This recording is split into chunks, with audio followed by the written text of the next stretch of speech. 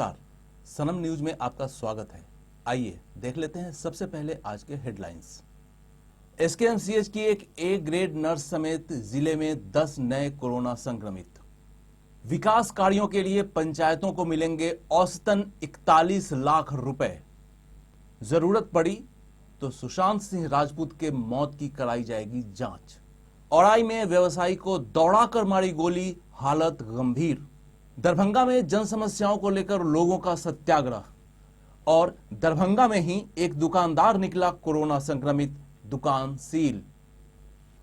मुजफ्फरपुर में एसकेएमसीएच की एक ए ग्रेड नर्स समेत 10 नए कोरोना संक्रमितों के मिलने से जिले में कुल संक्रमितों की संख्या बढ़कर 157 हो गई।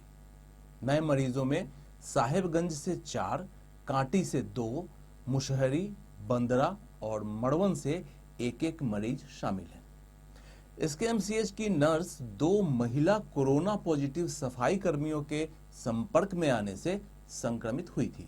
वित्त आयोग से साल 2020-21 में विकास कार्यों के लिए पंचायती राज संस्थाओं को कुल 5018 करोड़ रुपए अनुदान मिलेगा। पंचायती राज संस्थाएं चूंकि त्रिस्तरीय होती हैं, सो जाहिर है ये पैसा तीनों स्तरों यानी पंचायतों, पंचायत समितियों और जिला परिषदों के बीच बांटा जाएगा। अब इसमें तीनों का हिस्सा भी समझ लीजिए। पंचायतों को 70%, पंचायत समितियों को 20% और जिला परिषदों को बाकी का 10% मिलेगा। अब चूंकि कुल पंचायतों की संख्या 8386 है, सो अगर 5018 करोड़ का 70% निकाला जाए और उस रकम को 8386 से भाग कर दिया जाए तो हर पंचायत के हिस्से में लगभग 41 लाख आता है। लेकिन समझने वाली बात यह है कि हर पंचायत को इतना नहीं मिलेगा, क्योंकि इसके भीतर भी कुछ शर्तें डाली गई हैं कि हर पंचायत का अनुदान वहां की कुल आबादी और क्षेत्रफल के हिसाब से तय होगा। वित्त आयोग की यह घोषणा थोड़ी अलग है, क्योंकि पिछले साल तक अनुदान का सारा पैसा केवल पंचायतों को ही मिलता था। सुशांत सिंह राजपूत के चचेरे भाई और बीजेपी के विधायक नीरज कुमार सिंह बबलू जब परिवार के अन्य सदस्यों के साथ मुंबई के लिए निकल रहे थे तो मीडिया से बात करते हुए उन्होंने कहा कि अगर जरूरत पड़ी तो सुशांत सिंह के मौत की उच्च स्तरीय जांच भी कराई जाएगी।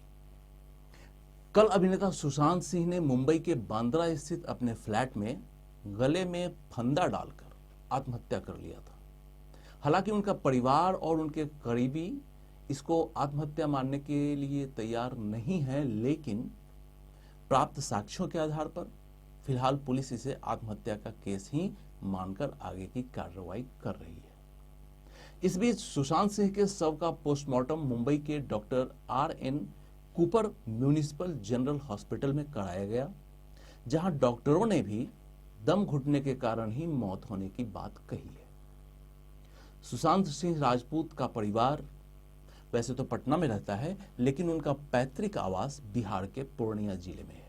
मुजफ्फरपुर के औराई थाना क्षेत्र के रामनगर चौक पर एक बर्तन दुकानदार मनोज राय को बाइक सवार अपराधियों ने दिन दहाड़े दौड़ाकर गोली मार दी। जख्मी को शहर के एक निजी अस्पताल में भर्ती करवाया गया है, जहां उसकी हालत नाजुक बनी हुई है। घायल मनोज राय ने अपने बयान में अपराधी की पहचान भी बताई है। शाही मीनापुर का नितिन शाही घर से जा रहा था रतवाड़ा रोड की तरफ।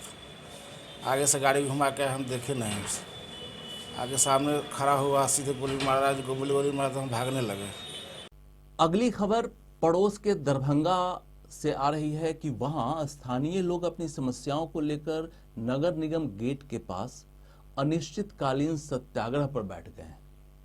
हमारे संवाददाता चंद्रभूषण ने लोगों से बात की तो लोगों का क्या कहना था, सुनिए।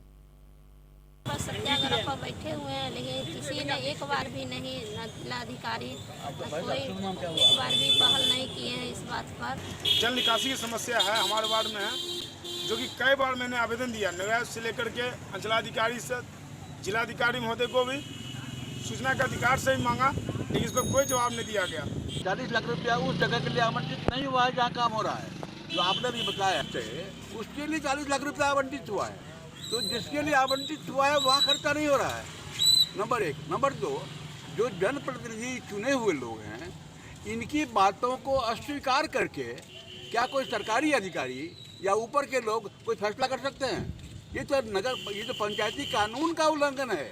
और अगली खबर भी दरभंगा से ही आ रही है कि वहां एक दुकानदार कोरोना संक्रमित निकला है, जिसके बाद प्रशासन ने उसकी दुकान को सील कर दिया। दरभंगा टावर चौक के पास अरविंद मार्केट परिसर में एक दुकानदार के कोरोना संक्रमित पाए जाने पर प्रशासन के द्वारा उसकी दुकान को सील कर दिया गया। इसके बारे में हमारे संवाददाता चंद्रभूषण की मौके से रिपोर्ट।